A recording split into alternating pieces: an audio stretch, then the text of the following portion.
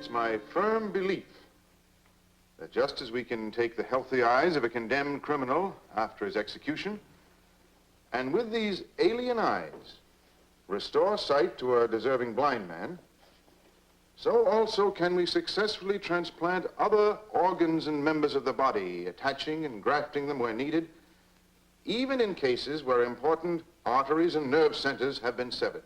Professor Frankenstein, how can you ask us to believe such a preposterous theory? I beg your pardon, Dr. Randolph. I said I believe your theory is preposterous. Now, we're all men of science. We know about transplanting eyes and the special factors involved in transferring the cornea. But these other claims of yours, well, they're just beyond the pale of experimental medicine. You seem to forget that the higher purpose of experimental medicine, no matter how extreme, is simply to establish scientific truth. Any student of gross anatomy would refute you. And I still say that dead tissue cannot be reactivated. Why, my own son, a high school sophomore, wouldn't swallow your theory. Dr. Randolph, I think you're being disrespectful. All right, if I am, so I'll apologize. I've listened patiently to your theories through this whole seminar. I haven't missed one session since you were brought from England to be our guest lecturer. Some of your pronouncements are brilliant. But this pet theory of yours, which you've mentioned more than once, I'm sorry, never.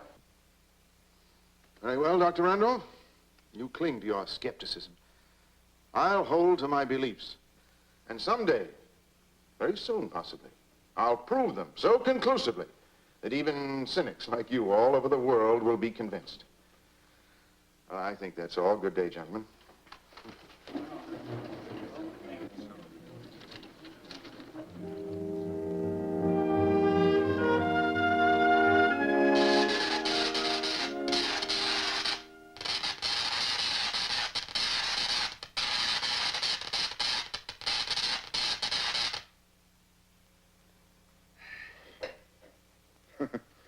Patience, Dr. Carlton.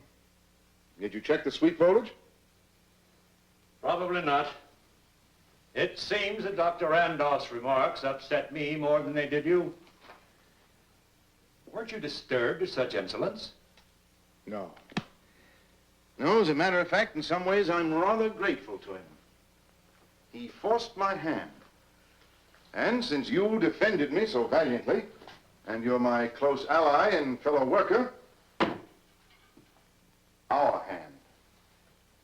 Our hand? Yes. You've always supported me in all my theories in experimental medicine. Now you can help me prove them. How? Dr. Carlton, I plan to assemble a human being using parts and organs from different cadavers. You mean take one person's hand and another's leg? Yes, why not? Simply an intelligent adaptation of the principle of selective breeding. After all, if you breed morons, you beget morons. But when brilliant people mate... There are still risks, throwbacks. I eliminate all risks. I'm carrying the principle of selective breeding one step higher. You mean, of course, under the sponsorship of some medical institution? No. On my own. Right here, my own laboratory. You can't be serious. You don't dare. Don't dare. Don't dare. You know, I'm sure that someone spoke those same words and hurled that same challenge at that great ancestor of mine whose name I bear. And believe me, I'm serious. You see, the knowledge, the know-how, as you Americans put it, is in my blood. It's my heritage. But where Baron Frankenstein created a monster, I shall bring forth a perfectly normal human being, able to walk among normal people undetected. I'll point the way to perfection in the human race. Well, I applaud your ambition and I admire your courage, but when you propose to carry them out, I don't think I can help you. You see, I'm not a doctor of medicine. My degree is in physics. I know all about your qualifications, your research, your studies in X-ray, and that's exactly what I need. I'll provide the surgery. You'll provide the electronics. But you're reaching for the supernatural. To assemble a human being. I shall use only the ingredients of youth, not the worn-out body inhabited by an overtaxed brain. The old are dying, are dead. The whole trend is toward death. But if I'm successful, if I can create out of different parts a youth whom I shall instruct and control, I'll prove that only in youth is there any hope for the salvation of mankind.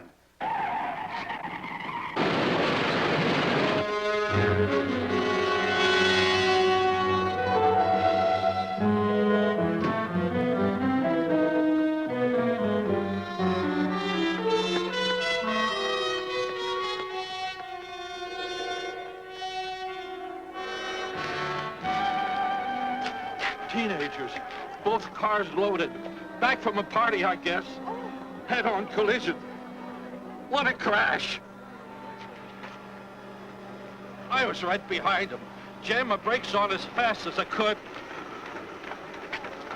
Seems to me I saw one kid thrown clear in the air. Over there somewhere. I'll call the police.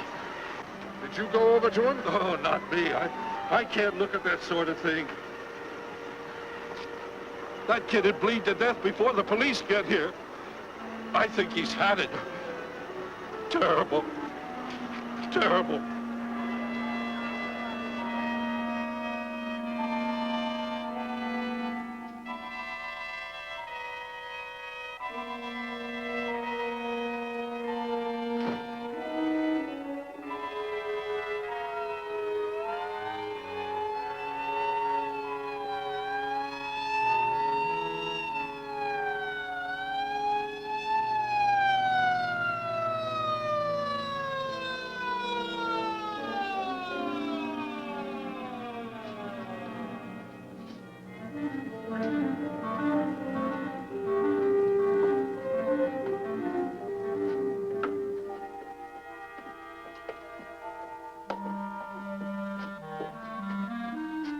Steady him while I unlock the door.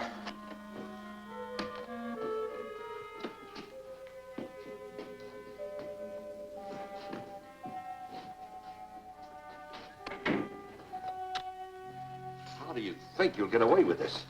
Stealing a body. With both cars completely burned in the crash, they won't be able to check. Stop shaking.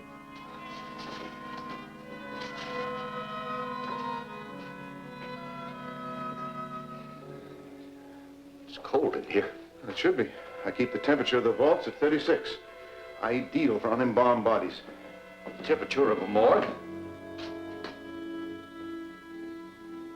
This is a morgue. My private morgue. This is where we will experiment and work. No one can disturb us here. What condition is he in?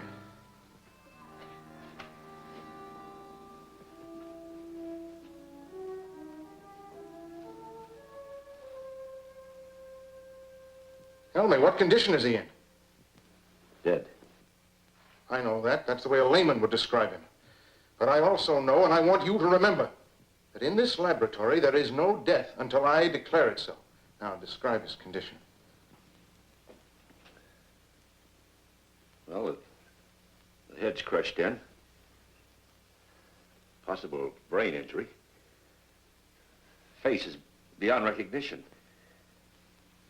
I don't know about the rest of the injuries. Dr. Carlton, you're a scientist. You mustn't be squeamish.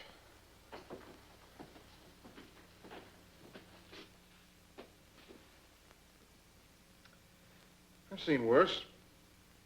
Anyway, the face is a comparatively simple replacement. If the brain is uninjured. Now, help me store this body for the night. Tomorrow we will begin.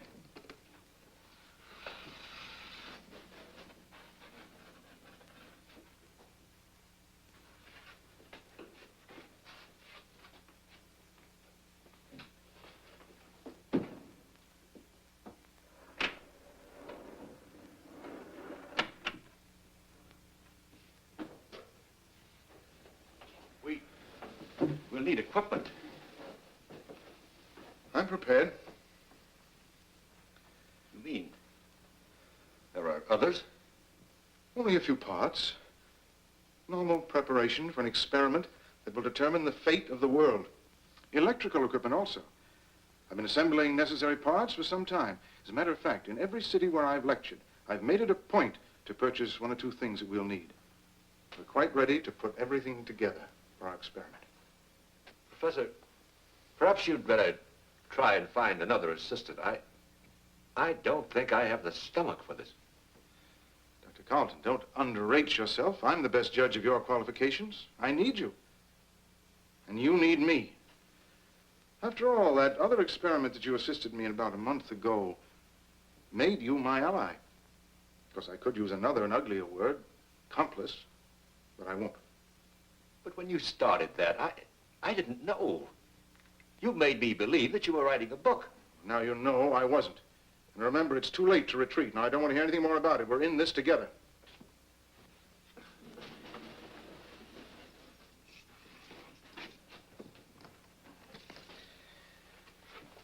I'll want you to assemble a small synchrotron, something in the 100,000-volt category. After each surgical move, I'll need the advantage of high-velocity X-rays with a penetration of at least 2 inches. Parts are all here. You do as I say, and you will share in the greatest experiment science has ever made. Well, Carlton, I think we'd better go and change our clothes for the party.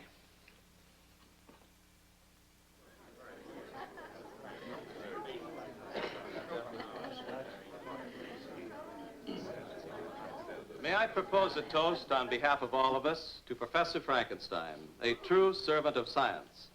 And may I add that we'll miss his stimulating lectures when he has to return to his native England.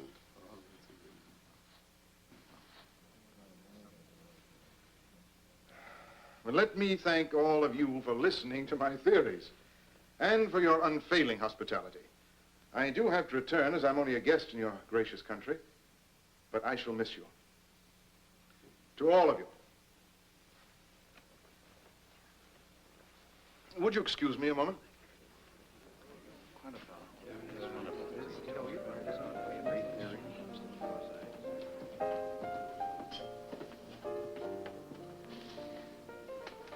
Margaret, you didn't join in the toast. Well, I couldn't. It would be saying goodbye. I'm just not up to that yet. You know, there are many things I admire about you. Perhaps your honesty, most of all. You know I'm going to miss you. As your nurse? No, as a devoted friend. That's not enough. Or am I being too honest? You're being true to yourself and your sex. You know perfectly well. Science has proved conclusively that in all forms of life, the female pursues the male. Do you enjoy being pursued? By you, yes, especially when I'm caught. What do you mean? I mean, it isn't easy for a scientist to disassociate himself from his work. And that's why I thought that we could work together closely so that soon we might be together. I'd like that. Margaret, in the next 2 months, before my visa expires, I'm going to be engaged in the most important experiment of my life.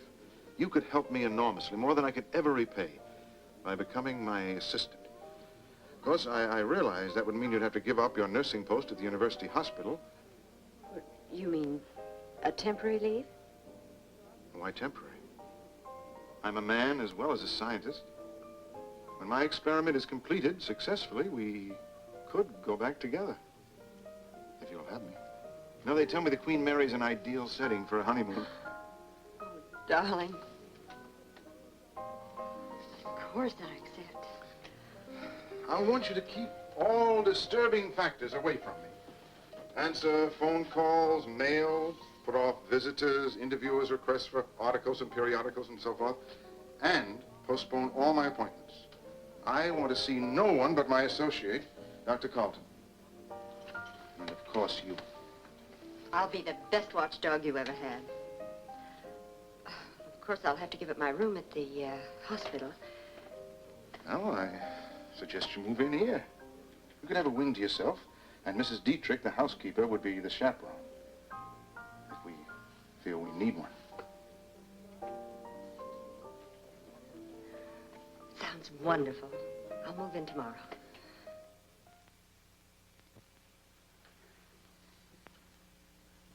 His hands And the right leg, practically up to the knee, are completely crushed. You'll have to amputate. Yes. Above the carpal bones and, well, below the patella. Yes, they'll have to go. Here, apply the cathodes. Activate him first. But why? In this frozen state, he won't feel anything. I want him to know and feel pain so that when I alleviate it, he'll also know gratitude. Now, change his body temperature to normal. What I create, I must control. Go on, activate this body. I'll begin with 50,000 volts.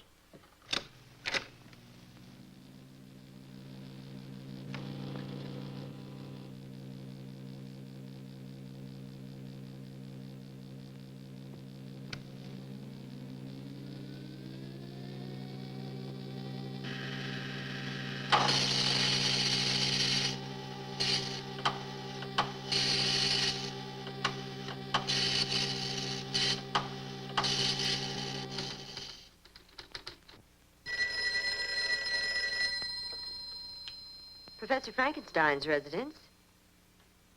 I'm terribly sorry. He's seeing no one. Well, if you care to leave your name.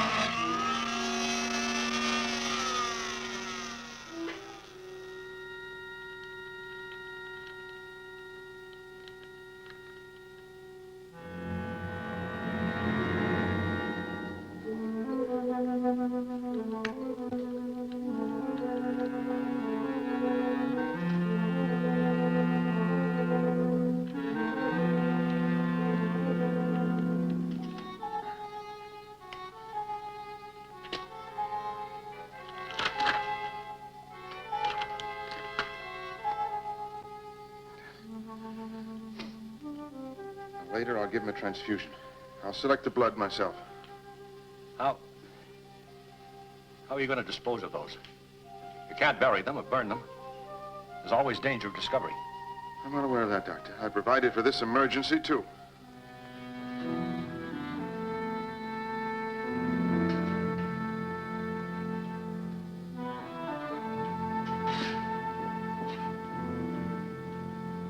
Come here.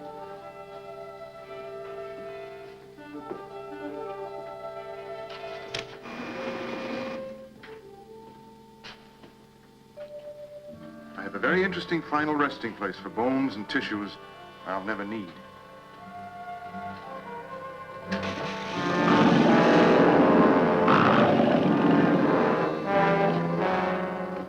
Now I have to get 2 hands and a right leg. Believe me, I'll see to it that the replacements are an improvement over the originals. Oh, my dear doctor, you look as if you could stand a drink. Come on. The scattered and partial remains of the Plymouth track team wiped out 2 days ago when a chartered plane attempting a landing in a thick fog crashed into the wild mountainside will be interred this afternoon in Fallbrook Cemetery. Poor boys. Oh, tragic. All those fine young athletic bodies, all those hours of training for strength, speed, endurance, gone to waste.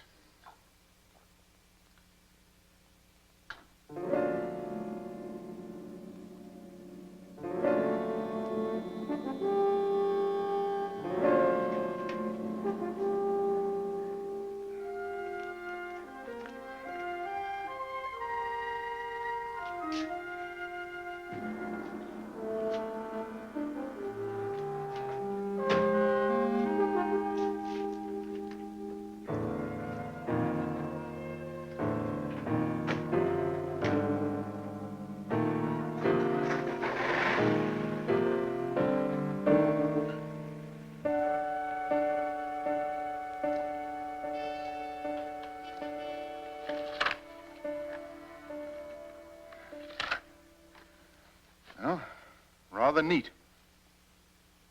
I do say so myself. Hands and leg are back on his body. I've kept my promise.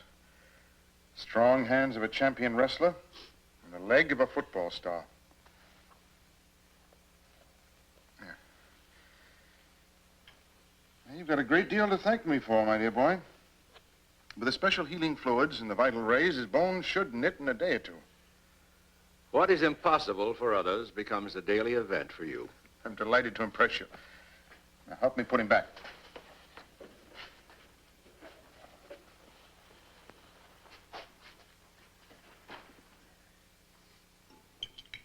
My, that was a nice dinner. It's excellent roast, didn't you think so, Margaret? I don't enjoy food the way you do. Maybe you need a little more exercise.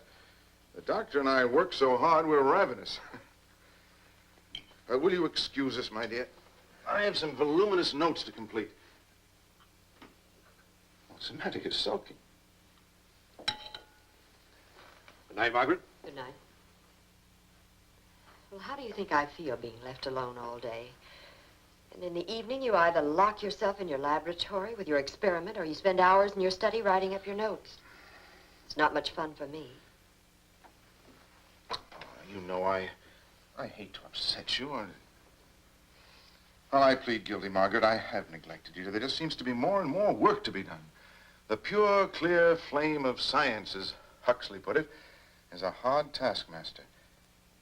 But tonight, I'll put it behind me. Tonight, I'm yours to command. Now, what would you like to do? Anything, just to get out, to be with you, alone. A cinema? Or a drive. That's it. A nice, long drive. We can talk. And make plans. And relax.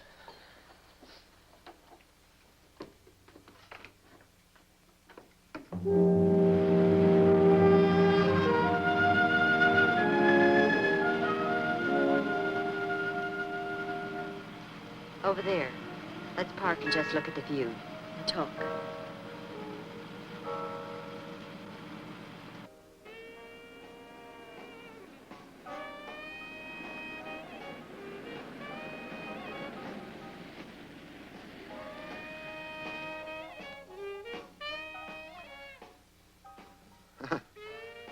Seems like others have the same idea.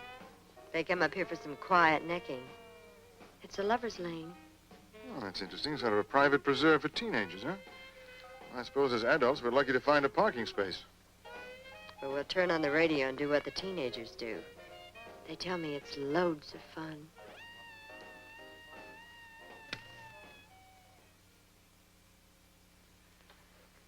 Good morning, my boy. Come, my boy. Say good morning to your creator. Speak. You've got a civil tongue in your head. I know you have, because I sewed it back myself. Yes, and all healed up very nicely, if I do say so. Perhaps, Professor, it's too soon for him to speak. Nonsense. With all the surgical skill and the vital rays lavished on him, he should talk like a congressman at a filibuster. Now, come on, my boy. Say good morning, and say it to me. You do have vision, you know, at least in the one eye. And your brain is intact. We'll improve it in time, but no malingering now. Now, come on. Watch my lips. Good morning. You must speak, because time is desperately the essence. Are you sure you're not rushing him? It's only a few days since... No rank nonsense. He can hear and he can understand, and he must learn to coordinate so he can speak. Hear me very carefully. I command you to watch my lips and repeat after me. Good morning.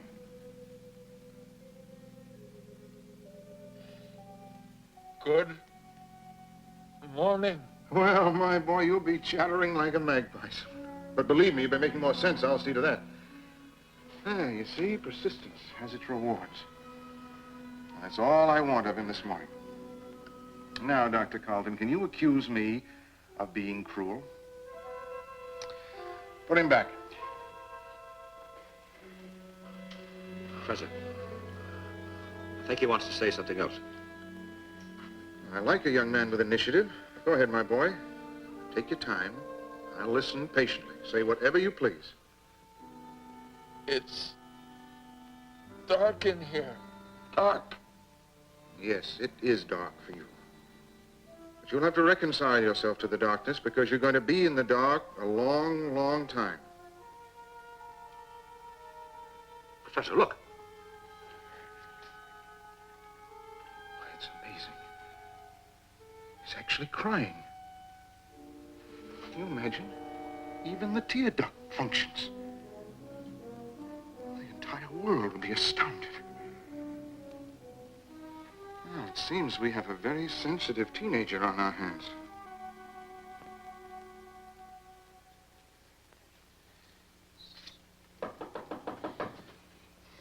Come in. I can't. The door's locked.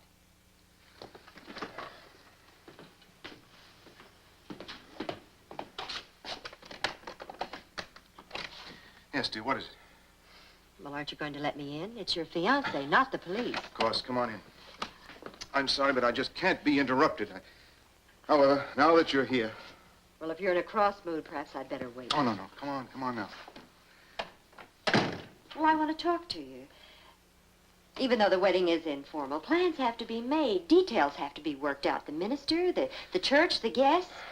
A girl doesn't get married every day. After all, this is the most important event of my life. I know, but I can't discuss it now. I've got too much work to do.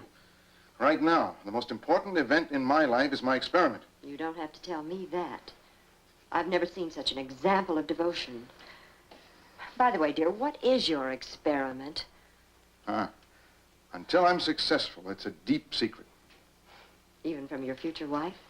Even from my future wife. When the right time comes, you'll be the first to know. Well, if you won't tell me, I might have ways of finding out for myself. Such as? What ways? Tell me! Answer me!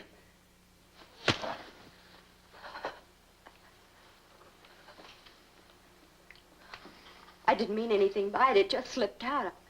Words sometimes do.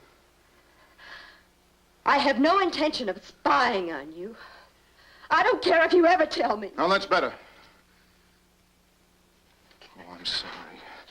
I'm sorry, darling. Forgive me. I know this experiment must be getting on my nerves. But you understand a scientist's devotion to duty. I'll be finished soon. And we'll be married and off on our honeymoon.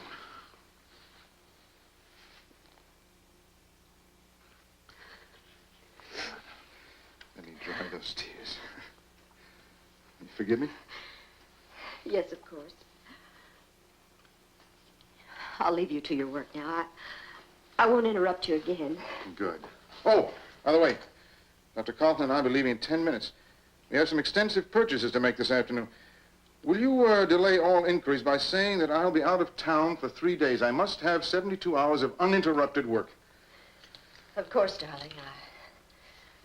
I'll go back to my kennel quietly and be the best watchdog you ever had.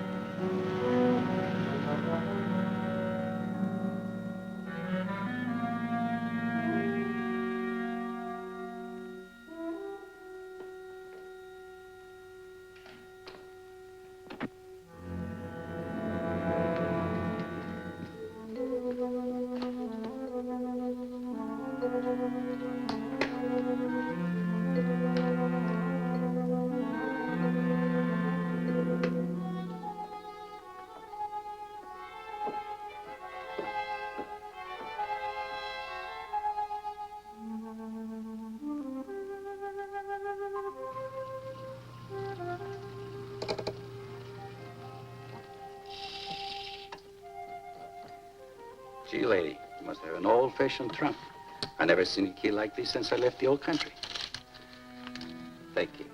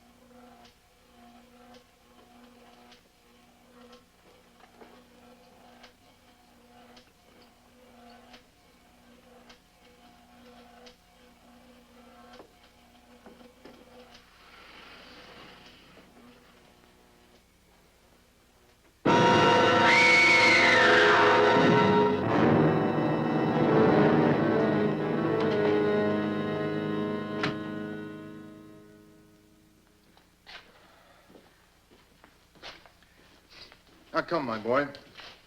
If we're going to impress a skeptical world, we'll have to make faster progress. Watch my lips. Observe them carefully, each and every move. They will guide you. Yes. Yes, sir, would be preferable. In England, you know, we have a little more respect for the older generation. Yes, sir. That's better. Better articulation, too. Now, concentrate. And repeat after me. Beware of false prophets, which come to you in sheep's clothing. Beware of false prophets, which come to you in sheep's clothing. But inwardly, they are ravening wolves. But inwardly they are ravening wolves. Very good. I knew that a young mind would respond better than an old one. Now, that's all the mental work for today. Our main concern is with your physique. Let me see if you can clench and unclench your hands like this. You do that 100 times each day. I want you to enjoy equal power in both hands. But remember, I am the one to tell you when and against whom to raise them. I will obey you. Yes, I'm sure you've learned that lesson, too. Now your new leg. Stand up in it.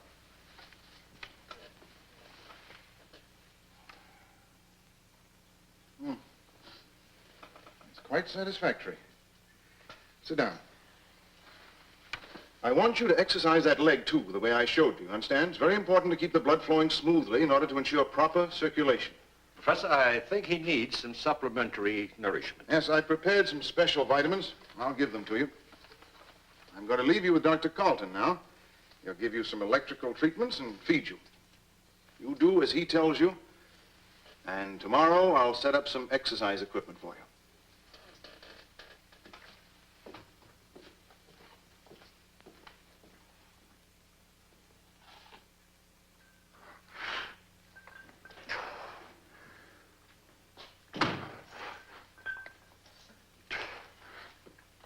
Excellent, my dear boy. Excellent. Your new hands are getting stronger every day. Well, you can rest now. You know, with your remarkable mental and physical progress, and of course your obedience to me, you've made me very happy. Someday you and I are going to astound the world. A wunderkind, created by me, a teenage marvel. What's the matter? Aren't you pleased with all this? You are happy, but I am not. Why? Because you make me live down here. When will I walk among people? Don't badger me. You keep asking that question again and again. You will walk among people when I feel the time is right. When will that be? Never? You dare question me? I want to know. Why not now? I'll show you why not now.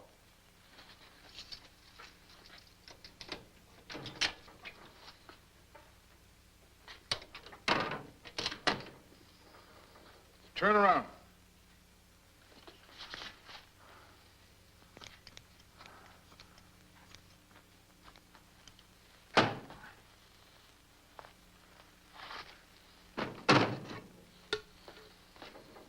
Now look!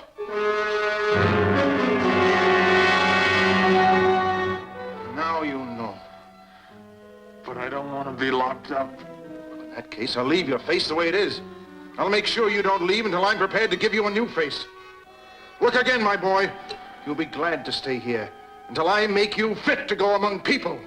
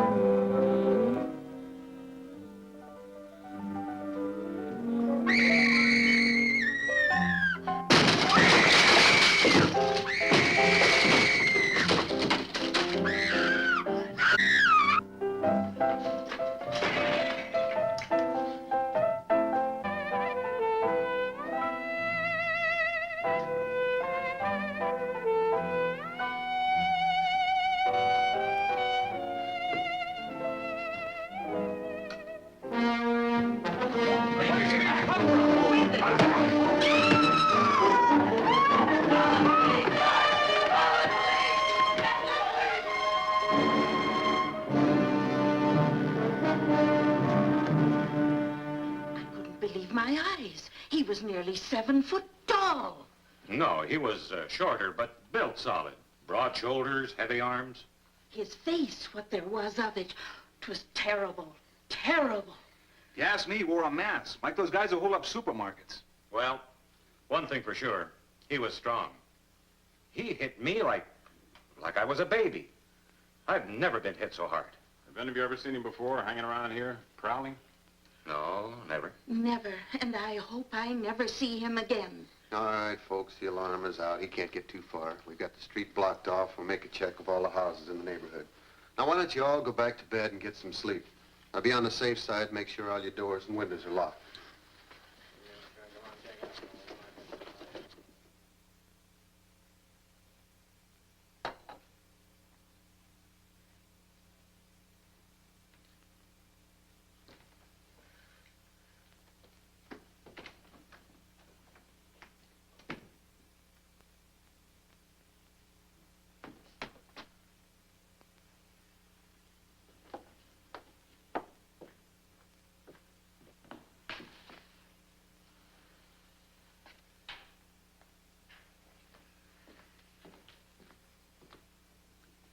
Then it was you.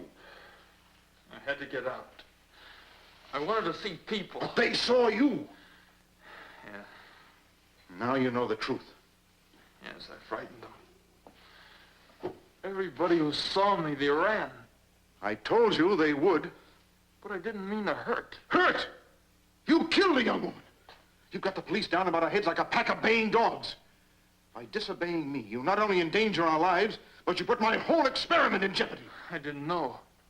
From now on, I'll obey you. It may be too late. As a matter of fact, in order to protect myself, I should do away with you altogether, destroy you as dangerous evidence. No, please don't. I'll do what you say. You better. There's a slim chance I may still be able to cover up for you. But from now on, you do exactly as I tell you. I will. Now, not a sound out of you. Until this danger blows over, I must keep you absolutely silent.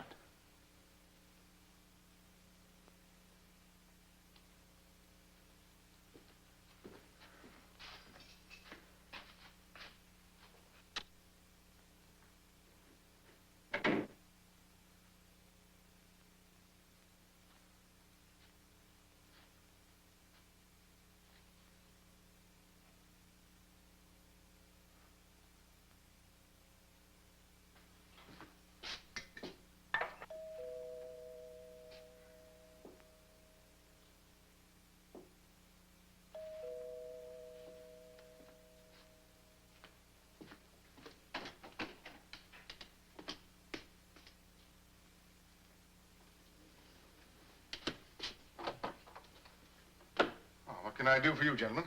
Sergeant Burns. This is Sergeant McAfee, homicide. May I have your name, please, sir?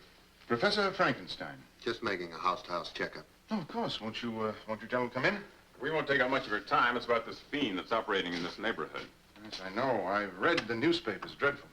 Tell me, Professor, have you heard or seen anything of a prowler or a peeping Tom?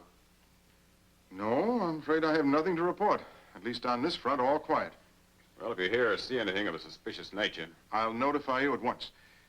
By the way, gentlemen, has anyone actually seen him? I mean, to guide me. Could you give me a description of this so-called fiend? Well, that's just it. 6 people see a suspect, and you get 6 different descriptions. Well, that's a human failing. Under the stress of panic or fear, our minds do strange things. Our eyes see strange visions. Yes, but they all agree on one thing. Whoever he is, his face would scare a ghost. Well, that's one detail I surely will remember. If I see or hear anything suspicious, I'll let you know. Thank you. Good night. Good night.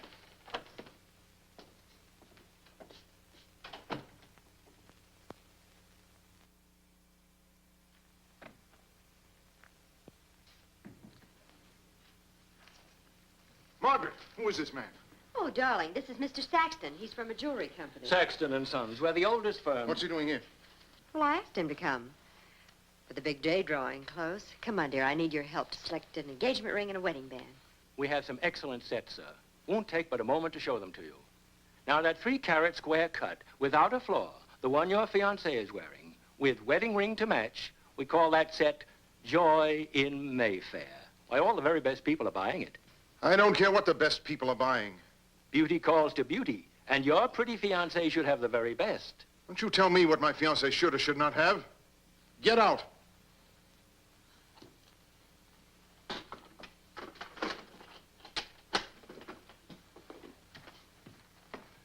Perhaps another time. Just get out.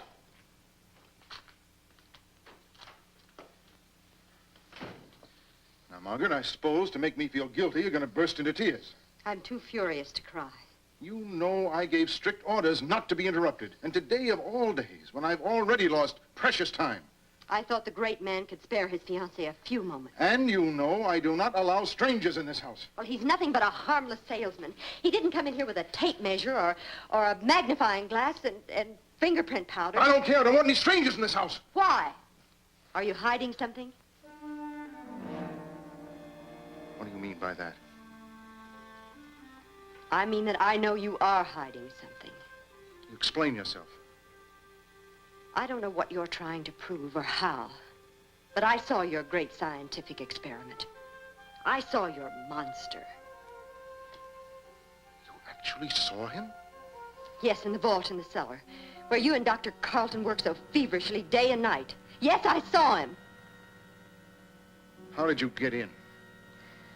I took an impression of the lock and had this key made. Well, I must say, my dear, you certainly are resourceful. I reasoned it out, and I came to the conclusion you didn't want to marry a fool, a puppet who would simply obey you blindly. I had the feeling I had the right to know what you were doing. I'm not brilliant, but as your future wife, I felt I should know what you were striving for. To help me to understand you better. Perhaps love you better. For better or for worse, darling, I do love you. You know, Margaret, I don't deserve you. I'm glad you found out for yourself. I like that quality in you, initiative. It sets you apart from other women. In time, I would have told you about my secret, but you've convinced me that it's better that you know now. Don't worry, darling. Your secret's safe. Now 2 of us are guarding it. How well you put it. I'm not worried. I trust you more than any human being in the world. I can't tell you yet just what the master plan is for what you call the monster. Perhaps if I'd known, he wouldn't have frightened me. Well, he won't anymore. You must think of him as a creation of science, like a machine. Now, you wouldn't be afraid of a machine, would you? No, of course not. In the meantime, I think we should both be grateful to the monster. If possible, he's brought us even closer together. I love you. I don't need to tell you how I feel about you. Oh, I'm ashamed of myself. My bad manners, my lack of consideration for you. Here you are, darling. Now, you take this down to the jeweler and buy that matched set. What was it called? Joy in Mayfair? You just fill in the amount. And tonight at dinner, I want to see you wearing the engagement ring. All right, darling. Oh, do you still want me to keep the key to the vault? Well, of course you keep it. Just another proof of my trust.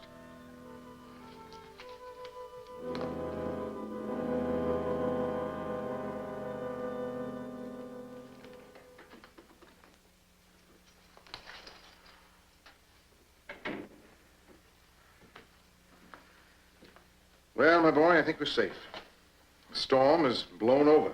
You're very lucky. 2 or 3 days, and the police have other crimes to think about. What are you brooding about?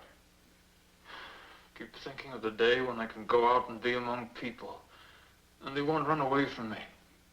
The day when I'll have my new faith. Well, actually, I was planning to begin on that tomorrow. You were? Please do. Please. Unfortunately, someone has interfered with our plans. Who? Tell me who. A woman. A young woman who works for me. The one I saw? Yes. Yeah, she sneaked in here against my express orders. You know, I gave those orders because I was thinking of your welfare entirely. By the way, did she say anything to you? No. I frightened her. She screamed and ran away. That's just what I was afraid of. What will she do? I've done my best to protect you, but now she threatens to go to the authorities. Tell them. They'll tie you in with a murder, of course, then they'll come and get you and take you away. Probably they'll destroy you. And you'll never have a new face. She would do all that? Yes. Unless we stop her. We must stop her. I agree. How? If you'll do exactly as I tell you.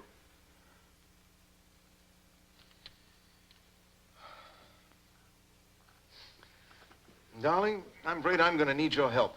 Of course, dear. Telephone calls, errands, dictation. You certainly have a good eye for trinkets. You call that a trinket? The last thing I do at night and the first thing I do in the morning is look at it.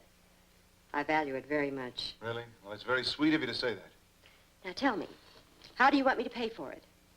Pay for it? Oh, I mean show my gratitude. Oh, I'm sorry, darling. You were about to ask me to do something for you. Oh, yes, yes. Well, this is it. As you know, Dr. Carlton had to leave town to buy some new parts for our synchrotron. I'm afraid he may be gone for 2 or 3 days. Well, so long as you're here, I won't miss him. I will. I mean, as my assistant. And that's where you come in. Will you be my assistant? It's feeding time for our young man. Well, of course, dear. You're not afraid? No. He's as gentle as a baby at feeding time. You're sure you're not afraid? I'll regard him the same as you, a creation of science. I'll go along. I'll help. Good. The hypodermic and the fluid are downstairs. Shall we go?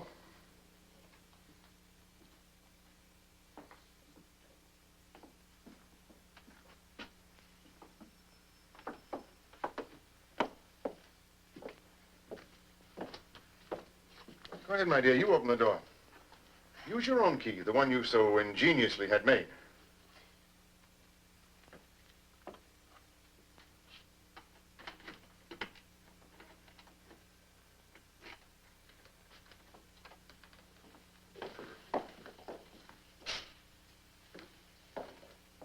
Well, my boy, you look a little off your feed. But I'll wager we'll soon change that, eh, Margaret? Would you get the hypodermic here? It's right there. It's sterile. Sit down, Margaret. Now, we have to find just the right spot at the vein.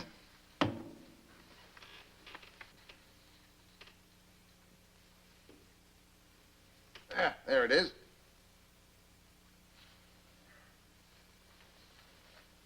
Don't worry, I won't hurt you.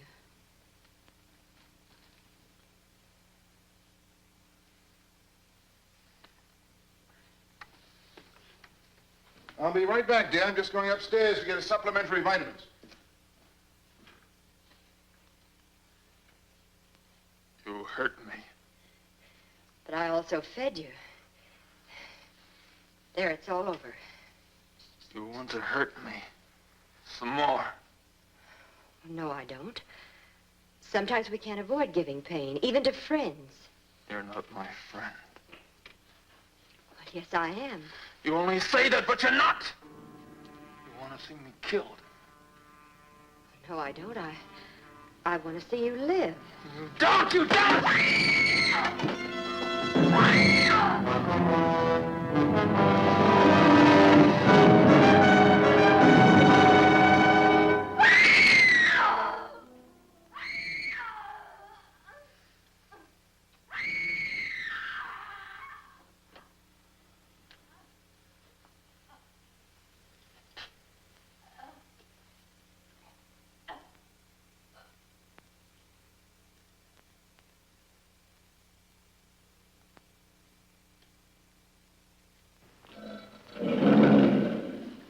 Poor Margaret.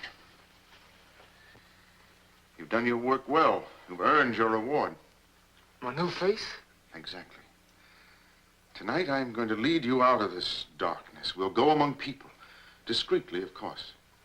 You'll be able to pick the face that pleases you. Then it will be yours.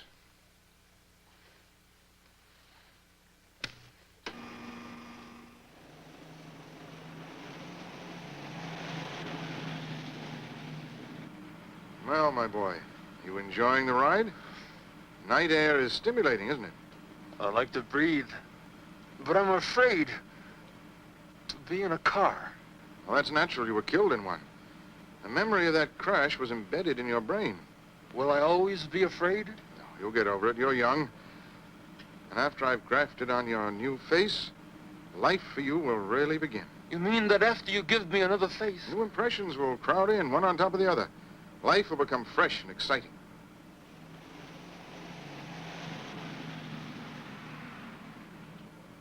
It'll take time and patience. But someday, after we have baffled the learned men of science, I'll tell the entire world the truth.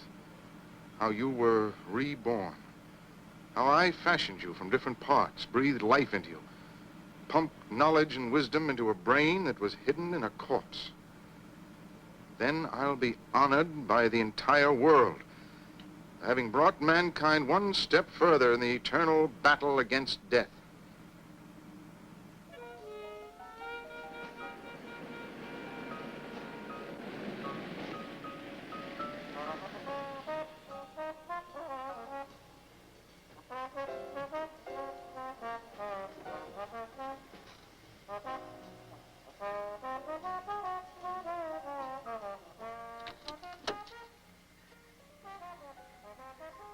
Saw that young man's face? He's rather handsome, I thought. Even drugged by passion, it has brightness, intelligence. Does it meet with your approval? I'll be very quiet.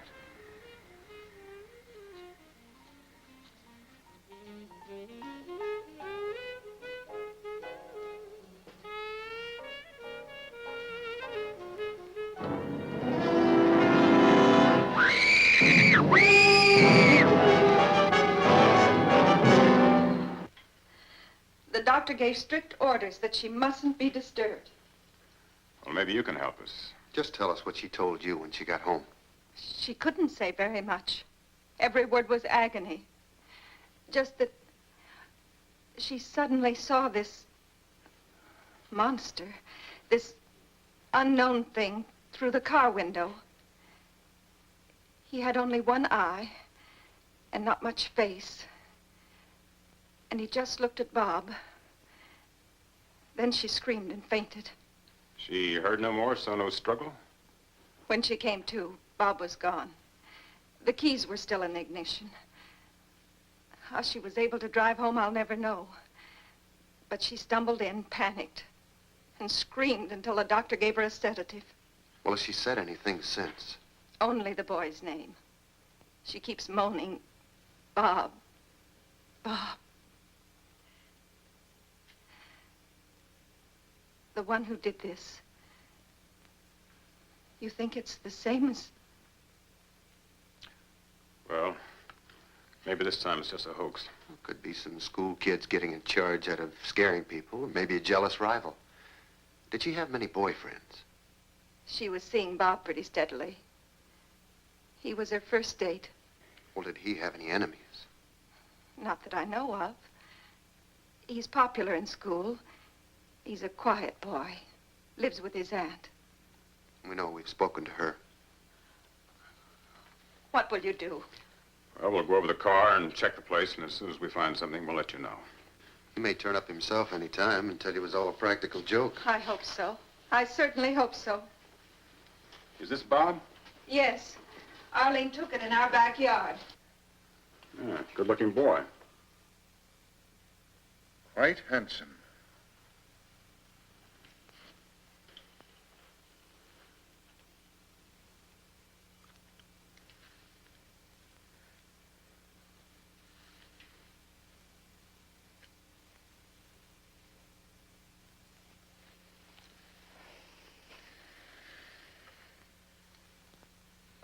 Quite handsome. Here, my boy.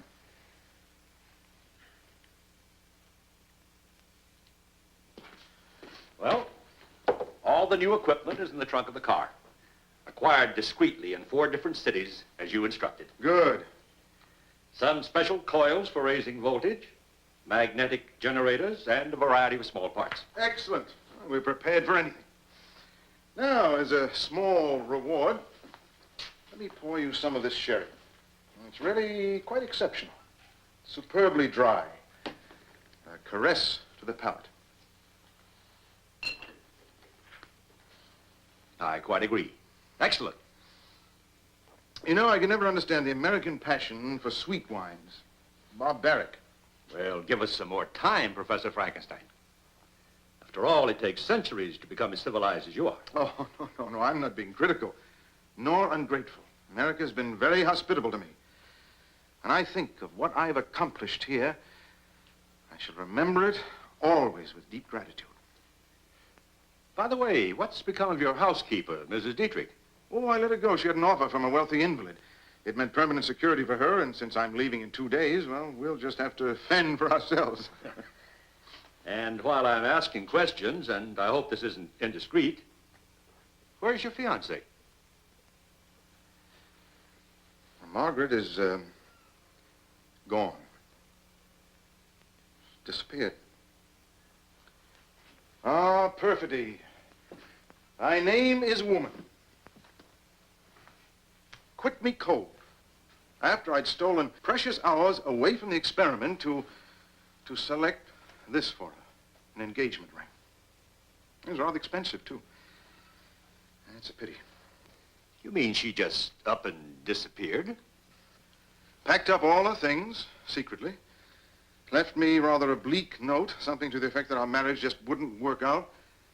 And all this after I'd not only offered her my heart, but also my deep faith and trust. Did she go back to the hospital? No, I telephoned there immediately. I hoped I might be able to persuade her to change her mind, but, well, she just disappeared.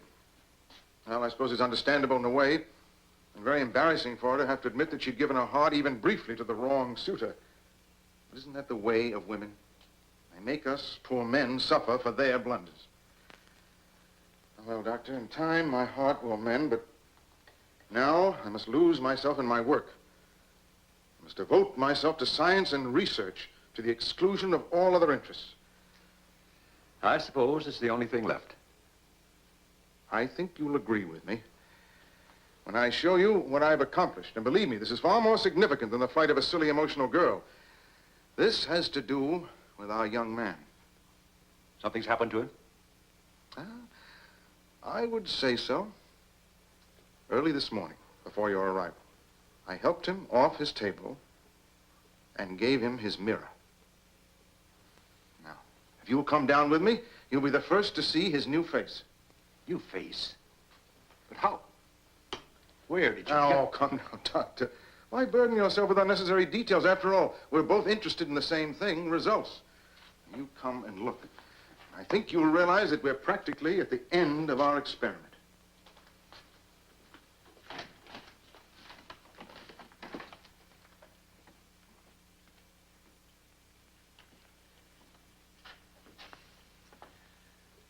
Show Dr. Carlton your new face. Amazing. Absolutely amazing. Why, when the stitches are out, he'll pass for a normal, quite attractive teenager. And you agree it's a success? Stupendous success. And what's more, no one will ever know. Well, I'm not so sure about that. After all, this new face wasn't grafted on from oddments. There's a chance of it being recognized, especially in this region. At any rate, I'm taking no risks. Well, what do you propose to do? I'll tell you, but first let me give him back his precious toy. There you are, my boy. Go back to reveling in your new face.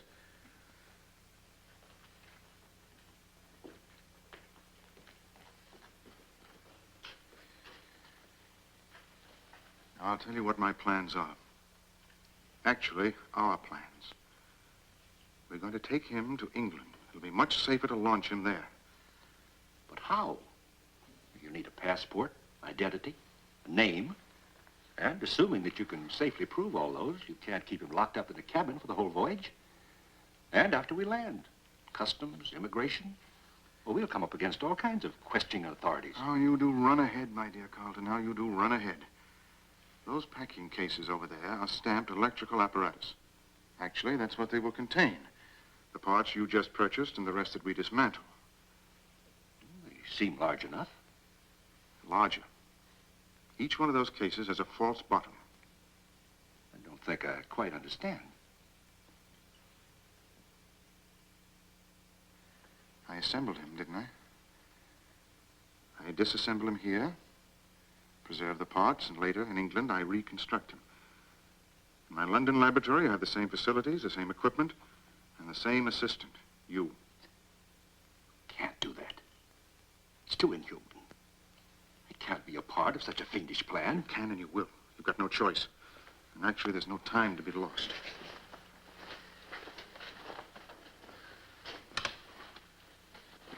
Now listen carefully. I'm going to place him on the operating table, ostensibly to remove the stitches in his new face. You'll see he'll be like a little lamb, consent to anything as long as it improves his countenance. Only this time, I'm going to strap him down very firmly. I'll explain that it's necessary to ensure no distortions to his features. I'll tell him the slightest move may jeopardize his precious new face. I assure you he'll cooperate like an angel. After I've got him strapped down, I want you to inject a double quantity of sodium pentothal. And then he'll feel nothing. My dear Dr. Carlton, in 3 days, you and I will be walking the deck of the Queen Mary, enjoying the ocean breezes, the company of charming passengers, and relishing the holiday we so justly deserve. Go ahead. Prepare for the operation and get the hypodermic ready.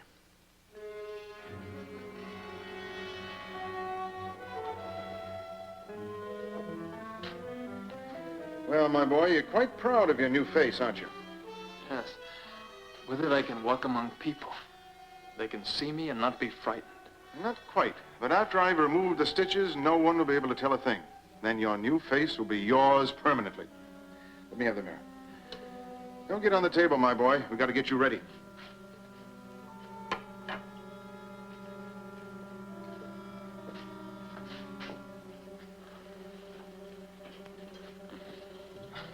This won't take long. It'll be quite painless. It won't hurt, believe me.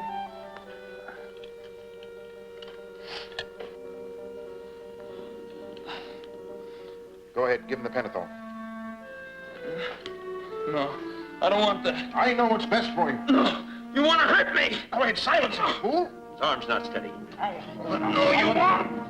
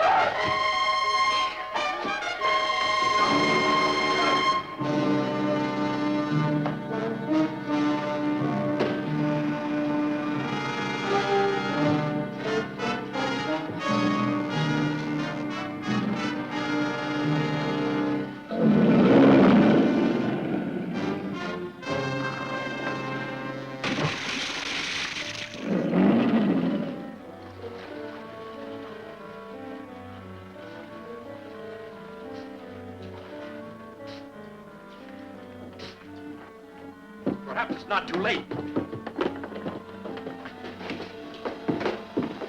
Where's Professor Frankenstein? It's too late. Come over here. Maybe he'll listen to you. Tell him to come with us. Warn him not to resist, to let us take him away. You heard. They won't hurt you if you come.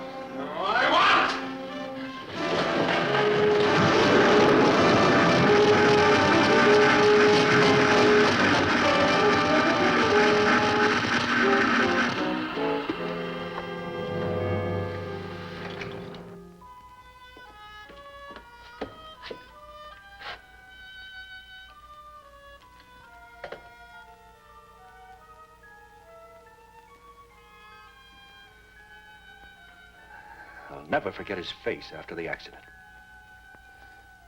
Never.